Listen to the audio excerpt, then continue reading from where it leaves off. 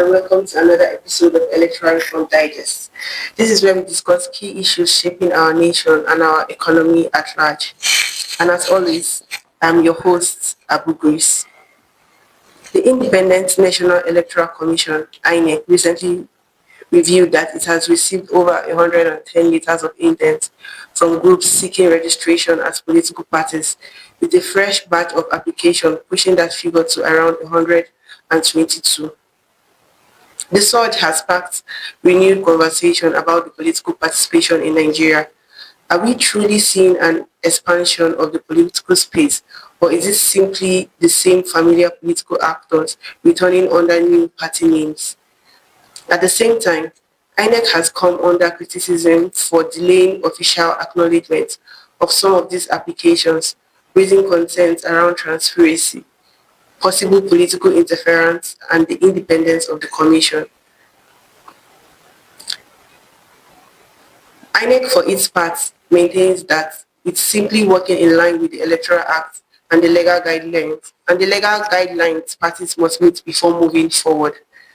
Joining us to discuss this development and to dig deeper into the state of opposition politics, party organization, and leadership culture in Nigeria is Ezenwa Nwagwu, the Executive Director of Parent Advocacy and Advancement Center in Africa, PAACA. Thank you for joining us today, sir. Thank you. Good afternoon. Okay, so first and foremost, what is your take on the rising number of political party registration requests submitted to INEC? Does this imply that there is a healthy interest in political participation, or should we be more concerned about the seriousness and credibility of these groups? Well, on one side, you could clearly say it's healthy.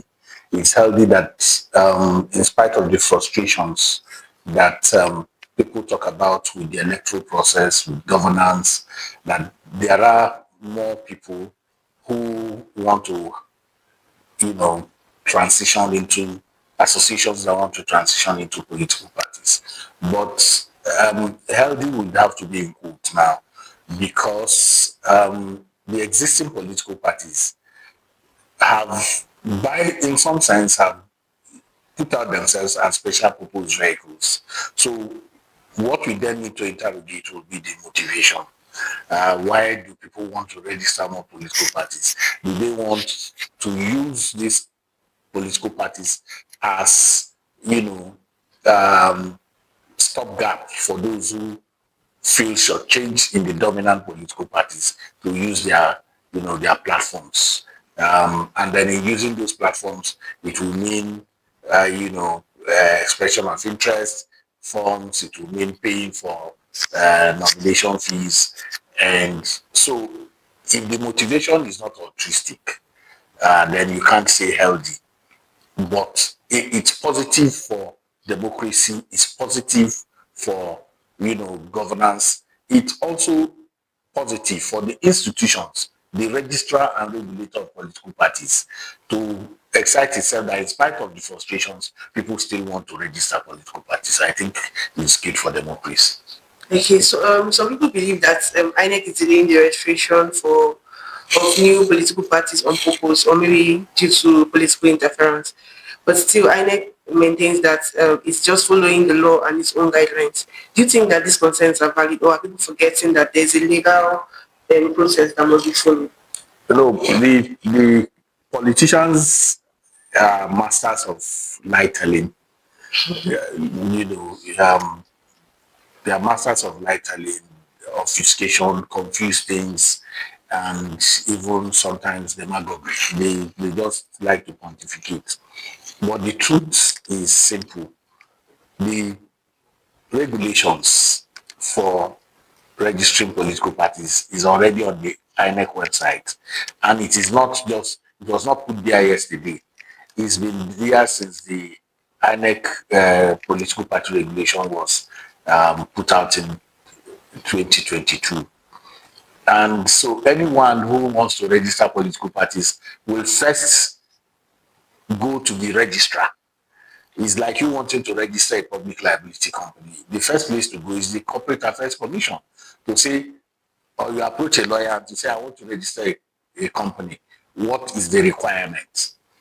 And now CAC has even uploaded those requirements on their website. So it's the same thing with the party registration procedures. It's already on the website. So if you fulfilled the conditions, INEC cannot, by law, frustrate you. But as I said, the Nigerian political elites are, in my view, they lack imagination, they lack innovation. The same things they said in 2013 when the APC was merging.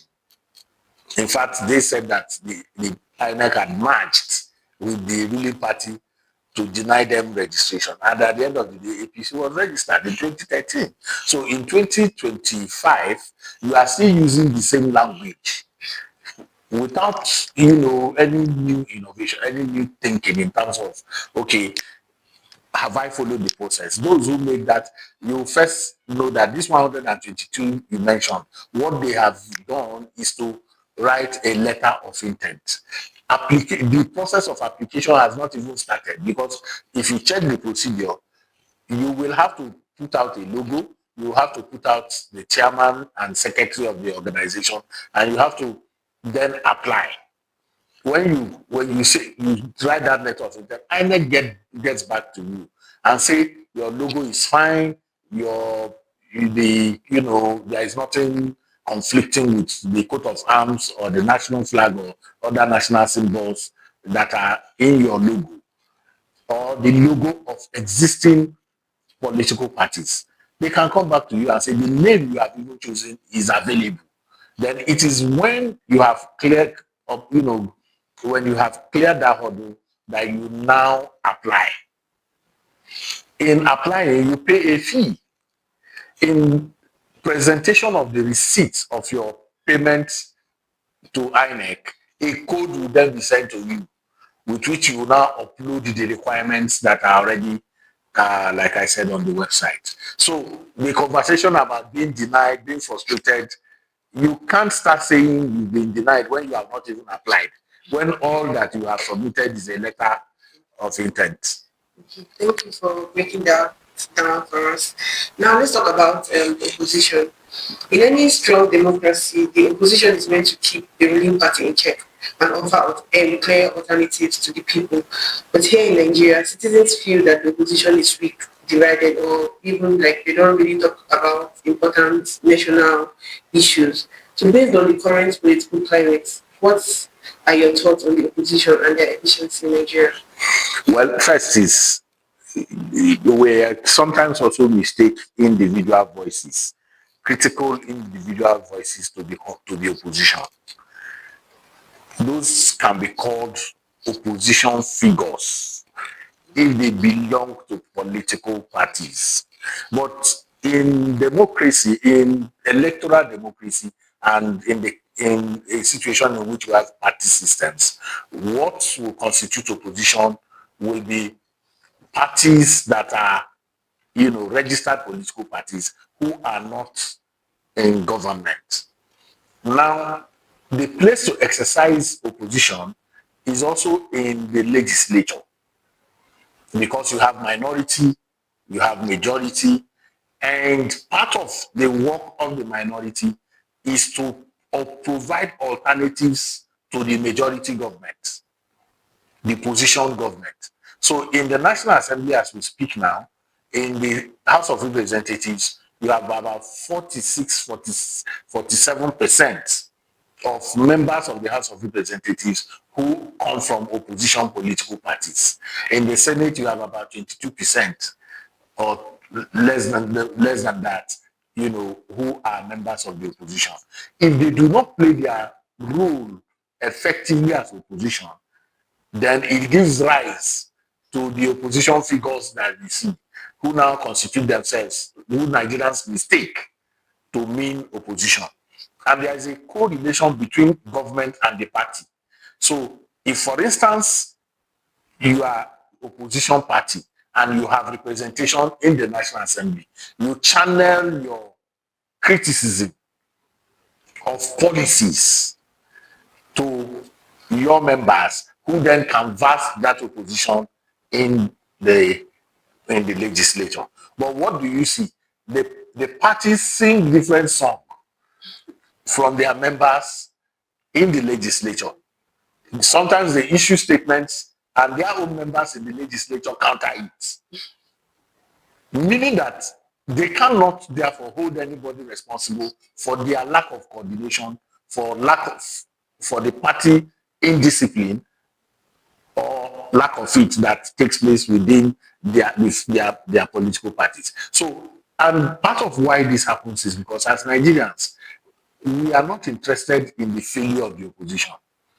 We are not interested in their activities, because once you are opposition, then 90% of the time, whatever you do in the eye of the citizens are correct. But the truth of the matter is that whether it is opposition or position, citizens must hold all of them accountable for their behavior or misbehavior.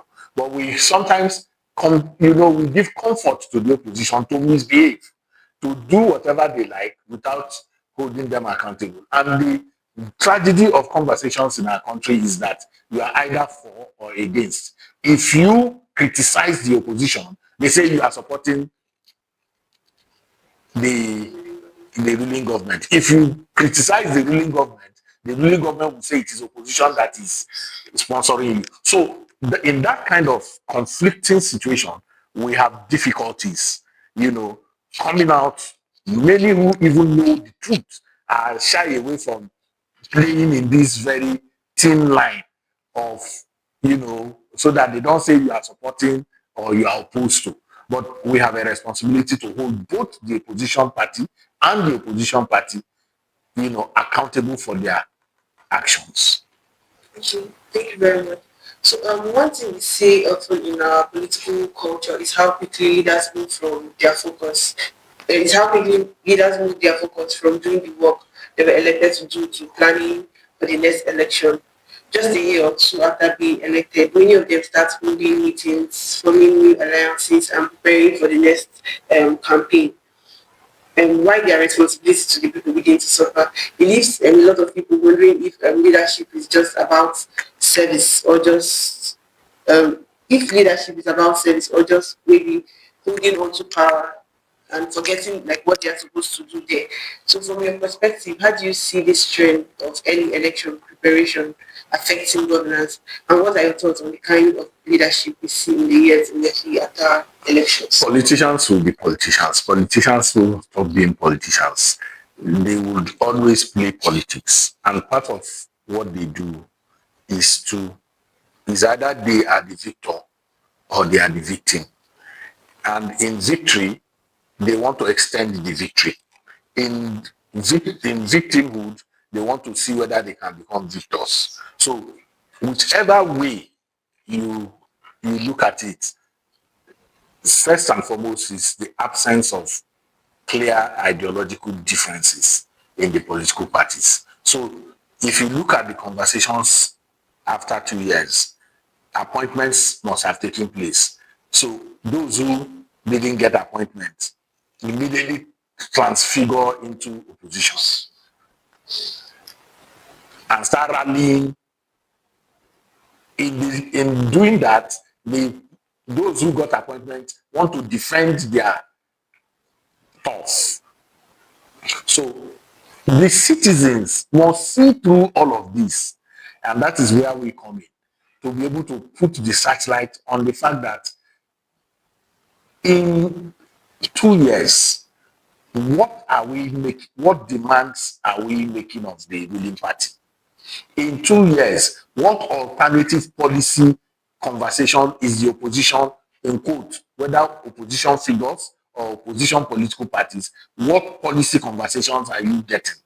If, for instance, these guys are talking about commercialization, privatization, and removal of subsidy, are we hearing any alternatives? I've made the point that what I hear is that someone has a boil and you don't want to pierce the boil. You have decided that you want to massage the boil, and the other person decides to pierce it. Both of you are just doing the same thing. At the end of the day, Nobody is saying, okay, I have a medication that can dry up the boy. You know? So what I'm saying is that there are no, for the ruling government, we leave them, we cut them no, we should cut them no slack. And then for the opposition, we should also insist that their conversation must be issue-based and not railing on personalities. And that's what they do. They confuse, they start talking about anger, that they are angry, they are disappointed. And Nigerians don't ask, what are you angry about?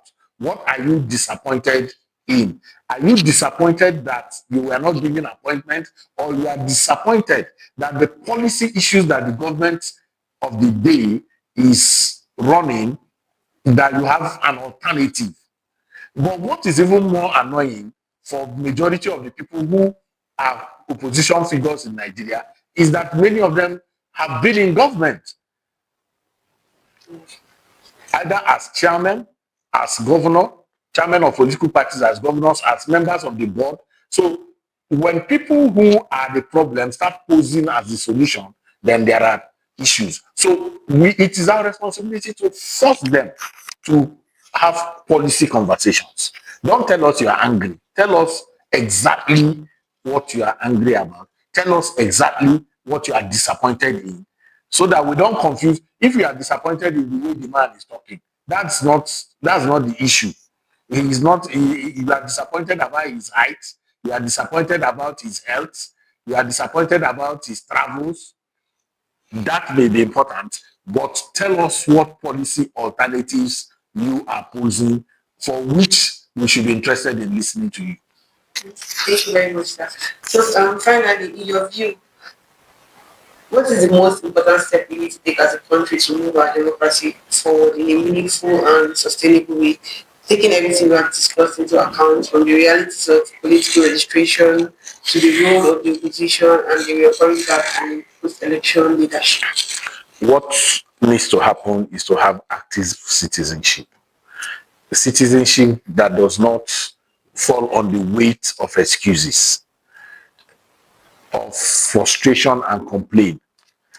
We need to shut down the complaint industry and get to a point where we are asking the questions. People say, so if you ask the questions and they don't answer, you keep asking. That's what democracy is. Democracy is not a walk in the park.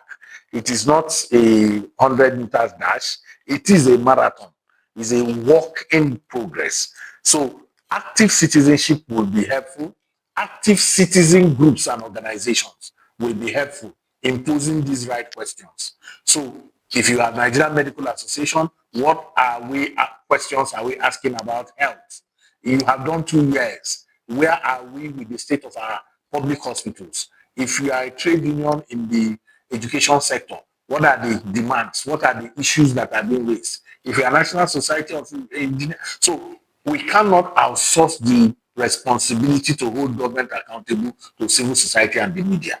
It is a collective responsibility. Democracy does not contemplate the special voices like civil society and the media. It's a collective voice. All our voices must be brought in to make sure that the country of our dream is realized. Thank you so much, sir, for your time and for sharing your thoughts and insights with us. We truly appreciate your perspective and clarity you have brought to this conversation. Thank you. That's where we leave it for today on Electoral Reform Digest. We have been looking at the rising number of political party registration requests, the role of INEC in managing the process, and the strength of the opposition, and the growing concern about leadership focus in the years between elections. A very big thank you to our guest, Ezenwa Nwagwu, for joining us and sharing thoughtful perspective on this critical issue shaping Nigeria's democracy. Do not forget to subscribe to our YouTube channel at PAACA and follow us on all our social media platforms, on Facebook at PAACA, Instagram at PAACA Africa, and on X at PAACA_NG for more episodes of the podcast. Until next time, my name is Abu Grace. Thank you for watching.